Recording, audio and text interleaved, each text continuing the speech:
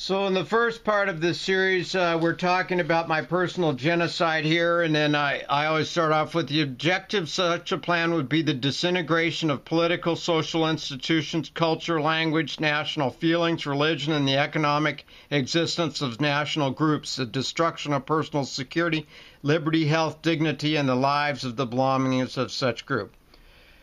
Another definition of genocide: against civilian populations, certain occupied territories, in order to destroy particular races or classes of people. That means poor people in the United States, or religious people, Jews, Poles, Gypsies, and others. So basically, genocide is what it is, and there were some definitions of it. So in the last show, I just went over a brief overview about how I was molested by my adoptive father, which was a psychiatrist, and I showed documentation to that effect, that I had given this registered letter to the state of Washington, warning them that he was a pedophile and that he had doped me up on drugs. I showed this. This actually ended up in the paper. This is where he was sued for overprescribing drugs and getting somebody addicted to drugs. That's what he did when he was molesting me. He doped me up on drugs. And he also murdered our housekeeper, which I'll get into a little bit in this segment. Her name was Mrs. Birkeland, and he saw her as a patient. He started sleeping with her or whatnot because he was bisexual, and then she moved into the houseboat, and I remember seeing prescription bottles with her name on it to Demerol. So he had her addicted to Demerol, which is a pretty strong narcotic, and he had her on other drugs and everything. Here you have an actual picture of a paper. It's houseboat drowning, and you see a fireman there. Very dramatic picture. Fireman looking over the edge. Actually, her body was way over that way. It was way over that way when they found it. So he's kind of looking in the wrong way, but that's like a really dramatic picture there. You got the fireman looking for the body. Then the body, this is when the body got found. The body of Marion Birkeland, who lived on houseboat 1214 East Hamlin, was removed from the lake at about 11:45. A companion told police, that's my dad, the sick child molesting psychiatrist, that I showed you the pictures, that the companion is this fucking bastard right here that molested me, this motherfucker that got sued. That is the fucking companion. Now, what's the companion say? The body of Mary was recovered from me. The companion, my sick child molesting, doping up, fucking dope people up on put people on fucking dope, and had her doped up. Companion told police that Mrs. Birkeland had been sitting on the deck at about 11 p.m. when he threw her in because he was angry, it's the fucking truth because he had anger problems. But he says when he heard a splash, he said he threw the woman, he actually threw her in. But he says he threw her line when she surfaced, but she went down again. Harbor police found the body 40 feet from the houseboat, about in 10 feet of water. So he basically killed her ass. And now I'm going to show you that he got away with it. Did they ask me about fucking what I knew about him or anything? Did they ask me, his fucking son, his molested fucking son, anything about what I thought of how she might have died? Fuck no, they didn't. That's your police department working for you. And I lived there off and on. So anyways, the medical examiner's office classified accidental drownings on Wednesday at Lake Union, Jack Oliver Baker 53 and Marion Birkeland 51. So it was accidental. Accidental. Now remember, in the other show, I showed you that he actually worked for the court. So, of course, when he works for the court and testifies for the court, as a juvenile psychiatrist, everything's going to be accidental. So he killed Mrs. Birkeland, and I tried telling the police and all that. I didn't tell their family because I didn't want to bring it up over again. And anyways, okay. So this is legal fucking documentation here. You're looking at. This is the real deal. This is my genocide. This is my own personal genocide in America, not anybody else's. And I'm fucking white. You got it? I'm a white motherfucker and I got sexually molested. You think nothing ever fucking happens bad to white people? Well, fuck you. So anyways, and I'm not a fucking, anyway. So, physical injuries, these are complaints of things that were allegated against my fucking child molesting, fucked up, sexually abusing motherfucking father.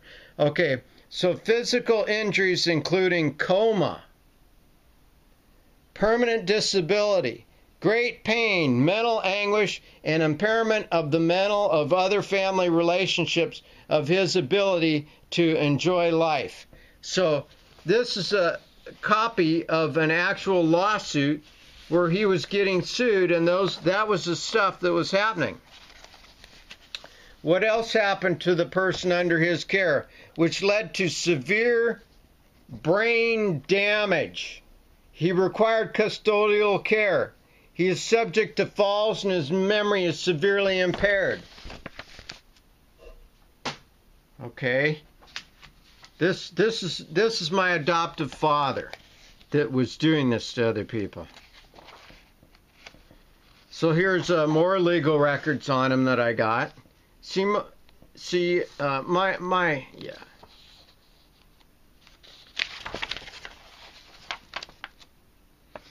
Okay, now this is another case that involves a minor because remember he is a child psychiatrist. That's his specialty. He's a child psychiatrist specialty, pedophile, child molester.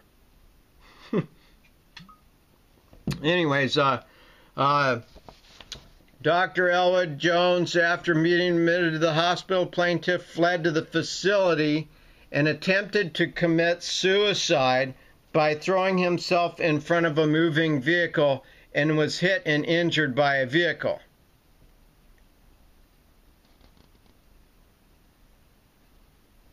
So that's pretty sad. That involves another kid that was trying to get away from my dad, like the poor kids that were trying to get away from Dahmer when he was doping them up and killing them. I guess he didn't kill me because it would have been too obvious. They would have tracked it to him. Well, I guess he did try to kill me because he got me addicted to drugs and he had me doped up on drugs when I was a kid.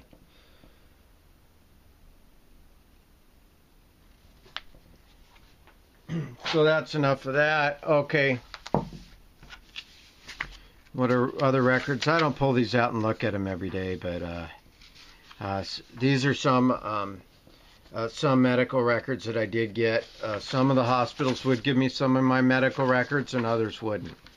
And I guess you can figure out why they wouldn't give you medical records, because they don't want to get sued.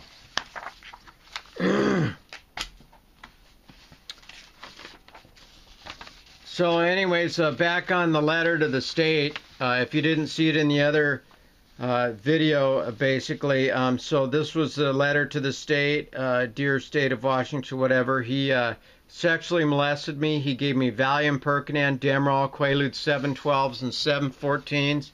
He gave me, he sexually molested other people and gave them addictive narcotics as well. The murder of Mrs. Birkeland, who is his patient, who he had sexual relations, so drowned off his houseboat, allowed him participating in the physical and emotional abuse affected on me and my adoptive mom, inflicting me with hepatitis C, and he was an alcoholic and a drug addict who had overdosed, denying all forms of abuse, etc., and so on. Of course, your abuser, your sexual psychopath, is going to deny all that. So, she wanted to testify against him again, And but she was already too late in life, and she had cancer, and so I didn't want to put her through. I didn't want to put her through it. So, anyways, again, his credentials to show you how this pedophile was able to pull it off on this one.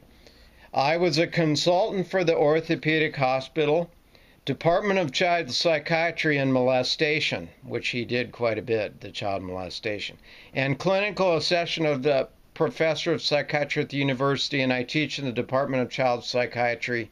See, so he was just a fully connected doctor, so he was able to pull off molesting me and all that. And so we're going over the genocide, and then there's another legal record here that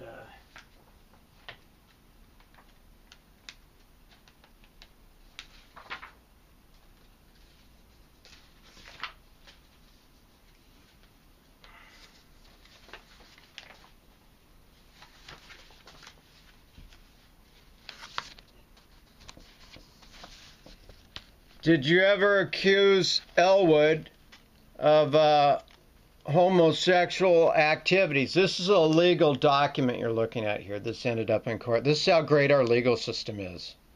And did you ever accuse him of homosexual activities?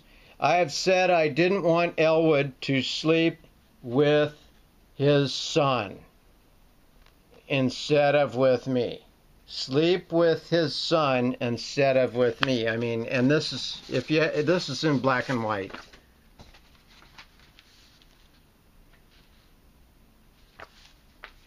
So you tell me, was he a fucking pedophile, child molester or not? I don't know.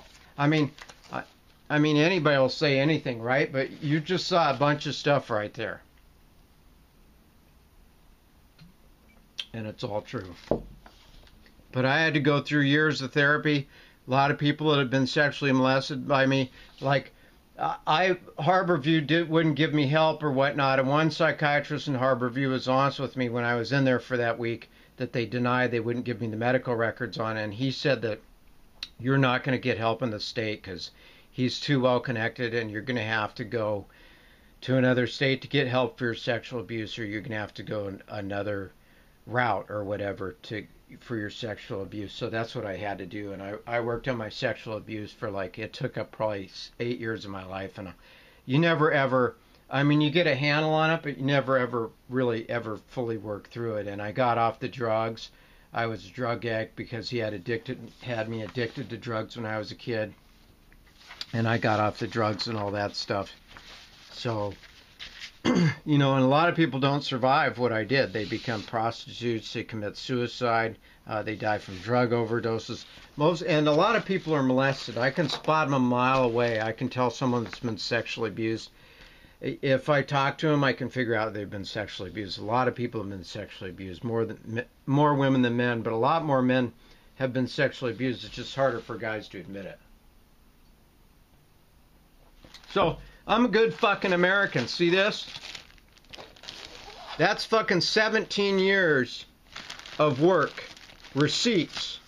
I worked 17 years for the same fucking company as an American. What do I get? I get fucking molested by a fucking pedophile and almost die and wind up a drug addict.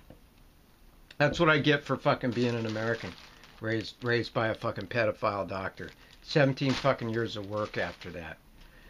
So anyways, this is the final thing. Note that I'm going to end this part of the child molestation show. I could go on and on about other things and other people that he affected and my weird fucking fucked up childhood and all that. But this is the return letter from the state. After everything I just showed you, this is what they said. The Medical Quality Assurance Commission has completed its investigation regarding your concerns about your dad. After careful considerations, the records of investigation, it was disciplinary action was not necessary at this time. In order to take actions against the license of him, I was basically going after his license.